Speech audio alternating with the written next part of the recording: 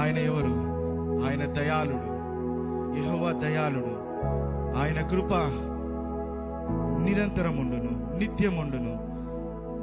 ఈ రోజు ఉండి రేపు మర్చిపోయేది కాదు ఆయన ప్రేమ. ఎల్లప్పుడూ, ప్రతి క్షణము, ప్రతి క్షణము. దీనంతటికి ఒకటే మాట చెప్పాడు ఆయన, చూడు నా అరచేతులలోనే నిన్ను చెక్కుకున్నాను అన్నాడు.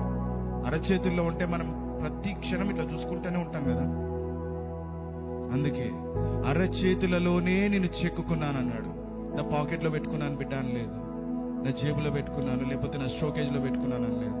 నా అరచేతులలోనే చెక్కుకున్నాను, నా కౌగిల్లో దాచుకున్నాను అన్నాడు.